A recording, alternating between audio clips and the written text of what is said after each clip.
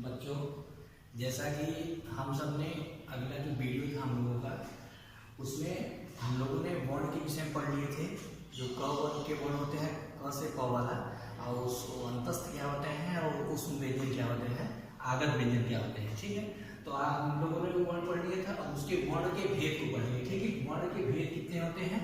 ठीक है, तो वर्ण के भेद जो है, वर्ण के भेद कितने होते हैं, 2 भेद होते हैं। ठीक है बच्चों, तो वर्ण के 2 भेद होते हैं। पहला होता है स्वर और दूसरा होता है व्यंजन। ठीक है, तो स्वर और व्यंजन, जैसे स्वर को हम लोग जानते हैं क्या होगा कि पहला स्वर जिन वर्णों के उच्चारण में हवा मुख से बिना किसी रुकावट के निकलती है, उन्हें हम लोग स्वर कहते हैं।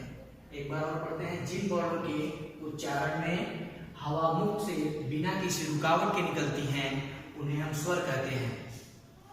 जैसे ये मैंने स्वर दिया है, स्वर के पूरे नाम का लेते हैं। स्वर हमारा हिंदी व्याकरण में जो है, हिंदी में 11 होते हैं और संस्कृत में 13 होते हैं। ठीक है बच्चों, तो इसका जो है स्वर में ये आपको मैंने लिख दिया है आ ई उ री ए ओ औ।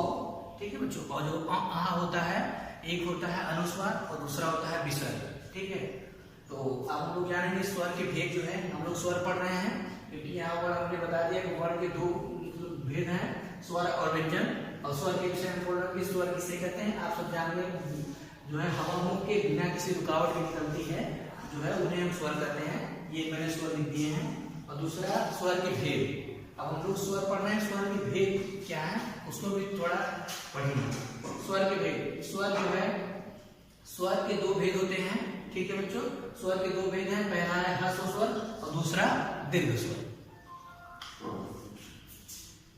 बच्चों, जैसा कि हम लोगों ने स्वर के बारे में पढ़ लिया था, ठीक है, तो स्वर के आज हम लोग भेद पढ़ेंगे। ठीक है, तो स्वर के भेद, स्वर के अभी हमने स्वर के भेद पढ़े हैं। पहला होता है ह्रस्व स्वर, दूसरा होता है दीर्घ स्वर। ठीक है बच्चों, स्वर के भेद हम लोग पढ़ रहे हैं। स्वर के भेद में 2 होता है, पहला ह्रस्व स्वर, दूसरा दीर्घ स्वर। ह्रस्व स्वर को जानते हैं कि ह्रस्व स्वर मतलब ह्रस्व स्वर किसे कहते हैं। ठीक है बच्चों, तो जिन स्वरों के उच्चारण में बहुत कम समय लगता है, जिन स्वरों के उच्चारण में बहुत कम समय लगता है, उन्हें स्वर ह्रस्व स्वर कहते हैं।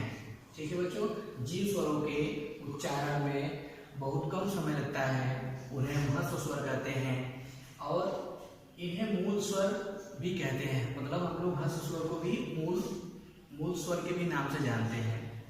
इनकी संख्या जो है 4 होती है। ह्रस्व स्वर की संख्या जो है 4 होती है, अ, ई, उ और री।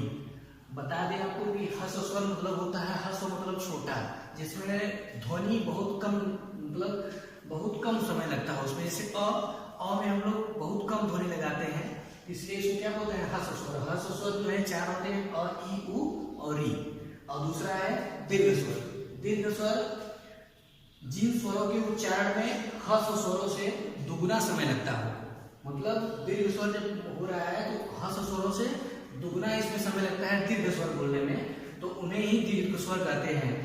जिन स्वरों के उच्चारण में ह्रस्व स्वरों से दुगुना समय लगता है, उन्हें दीर्घ स्वर कहते हैं। ये 7 होते हैं, आ, बड़ा ई, बड़ा उ, ए, ऐ, ओ, औ। ये 7 होते हैं दीर्घ स्वर। जैसे हम लोग उसको पढ़ते हैं वर्ण को, जो आ ई होता है ना, तो जो छोटा रहता है, तो ह्रस्व मतलब छोटा ही समझ लीजिए। जो छोटे होते हैं, कम स्वर रखते हैं, वो अ, ई, उ, री हो गया। और बड़ा जैसे दीर्घ हो गया, तो ये 7 होते हैं। आ हम बोल रहे हैं तो हम लोग को क्या हो रहा है, थोड़ा दुगना मतलब ध्वनि निकालना पड़ा, समय लग रहा है। जैसे आ, ई, उ, तो ये दीर्घ हो गया। ठीक है बच्चों, इसको भी थोड़ा सा हम लोग ध्यान देंगे कि दीर्घ स्वर ह्रस्व स्वर के दीर्घ रूप नहीं होते हैं। ठीक है, वरन अपने में स्वतंत्र होते हैं। ठीक है बच्चों, अब हम लोग हमने स्वर के विषय में पढ़ लिया था कि स्वर क्या होते हैं और व्यंजन क्या होते हैं।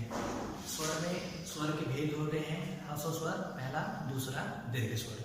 ह्रस्व स्वर कम ध्वनि से जो सब वर्ण होते हैं उनको बोलते हैं। और दीर्घ में जैसे ह्रस्व होता है अ, छोटा अ और छोटी ई, और दीर्घ होते हैं बड़ा अ और बड़ी ई। दीर्घ मतलब बड़ा होता है, ह्रस्व मतलब छोटा होता है। अब हम जानेंगे कि व्यंजन किसे कहते हैं। व्यंजन क्या होता है कि व्यंजन जिन वर्णों के उच्चारण में वायु रुकावट या घर्षण के साथ मुंह से बाहर निकलती है उन्हें व्यंजन कहते हैं। व्यंजनों का उच्चारण सदैव स्वर की सहायता से होता है। जैसे यहाँ पे क शब्द लिखा है, यहाँ पे हलंत है और प्लस अ, तो देखिए अ जो स्वर है तो क जो है व्यंजन है, तो क जब आप उच्चारण करोगे क तो आपके ध्वनि से अ की आग जो है लास्ट में अ के जैसा ध्वनि निकलता है, तो क अ तो क्या होता है क बनता है। तो इसी को कहते हैं कि मतलब जो क होता है क तो व्यंजन है, मतलब स्वर की सहायता लेनी पड़ती है जो है व्यंजन को। ठीक है, तो फिर से एक बार हम लोग पढ़ते हैं। जिन वर्णों के उच्चारण में वायु रुकावट या घर्षण के साथ मुंह से बाहर निकलती है उन्हें व्यंजन कहते हैं। व्यंजनों का उच्चारण सदैव स्वर की सहायता से होता है, जैसा कि हमने आपको बताया है क प्लस अ बराबर क। ठीक है बच्चों, अब हम लोग देखते हैं इस व्यंजन के भेद। व्यंजन के 4 भेद होते हैं। पहला संयुक्त व्यंजन, स्पर्श व्यंजन, पहला स्पर्श व्यंजन और दूसरा अंतस्थ व्यंजन और तीसरा जो है उष्म व्यंजन, चौथा जो है आगत व्यंजन। ठीक है बच्चों, तो हम लोग जो अभी जो है इसी पाठ में वर्ण विन्यास में हम लोग पढ़े हैं कि इसको मैंने फिर से बताया, कुछ इसमें और चीजें जो हमको बतानी थी, इसलिए मैंने इसको फिर से लिख के आप सबको इसको बता रहे हैं कि स्पर्श व्यंजन। स्पर्श व्यंजन क्या होता है? स्पर्श व्यंजन से क से अंग तक और च से लेके ञ तक और ट से लेके ड़ तक, त से लेके न तक, व से लेके म तक। इसका जो पहला वाला अक्षर होता है इसी को हम लोग वर्ग मतलब लाइन को वर्ग, एक वर्ग हो गया, वर्ग का जो है पहला अक्षर हम लोग वर्ग मानते हैं। तो ये क वर्ग का लाइन वो है, च वर्ग है, ट वर्ग है और त वर्ग है, प वर्ग है। अब लोग एक चीज और इसको ध्यान देते हैं, जो स्पर्श व्यंजन में, स्पर्श व्यंजन में जो क ख ग घ हम लोग बोलेंगे तो हम लोग जो ये वर्ण है ये जब हम लोग उच्चारण करते हैं तो हमारे जो है कंठ होते हैं और कंठ के माध्यम से ये जो है वर्ण जो है अक्षर निकलते हैं। जैसे हम लोग क बोलेंगे तो हम लोग के कंठ के माध्यम से ये स्वर निकलते हैं, जिसको हम लोग कंठ इसको बोलते हैं। क ख ग घ अंग को कंठ और च छ ज झ ञ तालु। जब भी हम लोग लिखेंगे च बोलेंगे तो हमारा जो जीवा होता है वो तालु में सट के निकलता है। जैसे च बोलिए तो जब भी आप देखेंगे कि हमारा च ध्वनि जब भी वर्ड जब बोलेंगे वर्ण तो उससे च होता है हमारे तालु में सट के जो है इनकी ध्वनियां निकलती है, इसलिए हम उसको तालु बोलते हैं। च छ तालु, उसके बाद ट ठ ड ढ अड़ मूर्धा। जब भी हम लोग ट ठ ड ढ बोलेंगे तो हमारी जो जीवा होती है वो मुड़ के इस वर्ण का जो है उच्चारण करती है। ठीक है बच्चों, तो ये मूर्धा, ट वर्ग जो है मूर्धा हो गया। त थ द ध न, तो ये क्या हो गया? जब भी हम लोग बोलेंगे, जब हम त थ द बोलेंगे, जो हमारी जीवा होती है वो हमारे दंत में मतलब हमारे दांतों में सटकर जो है इसका उच्चारण किया जाता है, इसलिए उसको दंत बोलते हैं। हमारे दांतों के माध्यम से जो इसका उच्चारण निकलता है, मतलब जो है जीवा हमारे दांतों में सटकर जो है उच्चारण करती है। अगला देखिए प फ ब भ म और जो है प वर्ग, तो प वर्ग पोष्ट होता है, पोष्ट।